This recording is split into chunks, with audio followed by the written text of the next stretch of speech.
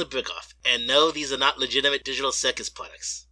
The following is what I call, unless proven wrong, knockoffs. They are trying to take advantage of the amazing Digital Circus popularity. If you're interested in supporting the series, please watch the official pilot and purchase any legitimate product available at glitchproductions.store. This is not sponsored. But if you're like me, you're interested in getting these because you like the Digital Circus and you can't afford someone making custom minifigures of them. Luckily for you, 2 different companies decided to make minifigures of them. But which ones should you get until Glitch finds a company willing to make their own version? Honestly, I have no clue who made these. HeroBlock said the second group is from RT, but it's so vague it can't be the real name. Not to mention that same website doesn't even have the first group. I only found a logo for them, and it's just M. So for the purpose of this video, I'm going to call the first set of Digital Circus minifigures Group 1, and the second set Group 2. And unlike before, which one you get is mostly determined by which specific character you want from either side, be it number 1, number 2, or some combination of the two. So keep this in mind as we take you to the not-so-amazing brick-off review. The first person we see in the amazing Digital Circus pilot is Kane, so he shall be the first to be compared. And I'm pretty sure you don't need me to tell you which one's the better-looking one. Number 2 has the right colors, his eyes pop out more, his cane looks better, but there's more. The top of the mouth of number 1 doesn't fit well. It's basically the same as the lower half, but with no chest to keep it still. If it has anything going for it, the gloves are the right color. So if you were to mix and match these two to get the best Kane in minifigure form, we'll replace number 2's black hands with number 1, and you got the best of the bunch. But between these two, 2 is definitely the better looking Kane of the bunch. Just make sure to replace his hands with right ones. Number 2 also comes with bubbles, so that's another plus for that one.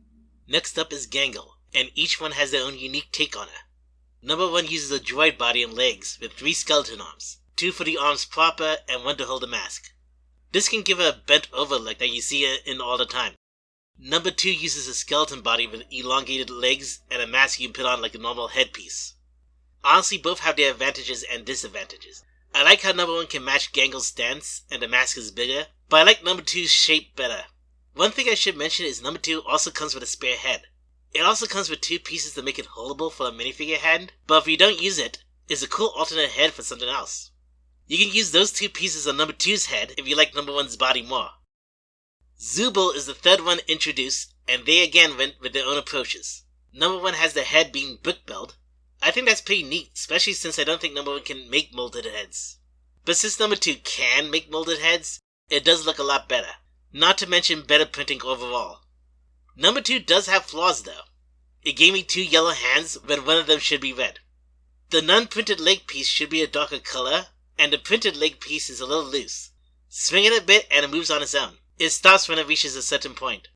But it could be annoying if you wanted to use it for stop motion. Still, number 2 is definitely the better looking of the two. The next one to look at is Kinga. Number 1 has the better colors and the fluffy part really helps sell the robe.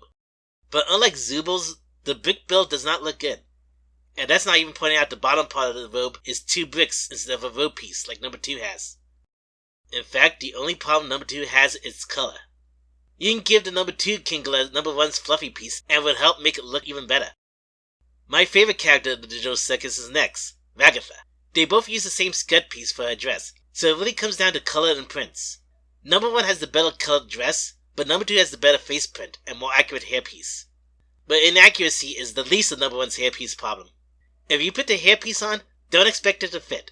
This was not made for minifigure bodies. So your choice is either to have the hairpiece elevated higher or not push the minifigure head all the way down. Still, the best of both would be number 1's body with number 2's head. Next is everyone else's favorite character, Jax. Another case of, do I really need to explain why? Even if number 1 has the better colors, number 2 has better printing, sells Jax tight, and a custom head is always better than a minifigure with a helmet. If there's anything I can discredit number 2, it's the arms. Instead of using the longer arms like the tall minifigures, they use standard Lego arms. Second to last is Kaufmo, who only exists as a cardboard cutout. They're pretty similar. Number 1 has feet printing, while I like number 2's torso better. Number 1's face I think looks slightly better, but number 2's hat is definitely better. If any pair benefits from mixing and matching, it's definitely these two. If you want one over the other, that'll depend on your own thoughts. Finally, the star of the amazing Digital Circus, Pomni. When you compare the two, number 2 definitely pops out more. Better overall colors, better printing on the torso and especially the legs. If one has anything going for it, I like her face more there, but that's just my opinion. Overall, Group 2 definitely has the better overall quality of recreating the characters, but Group 1 has its fair share of advantages. Some parts from number 1 would definitely help number 2, so which ones you purchase will be dependent on which ones you prefer. But if you had to purchase one of these two groups as is, I would go with number 2. At least until there's officially licensed minifigures for the Digital Circus. If you enjoy my content, please like, comment, and subscribe, and support me on Patreon to see more content. And if you like the Amazing Digital Circus, please support them by watching their pilot and buying the officially licensed product from their website. Again, this isn't sponsored.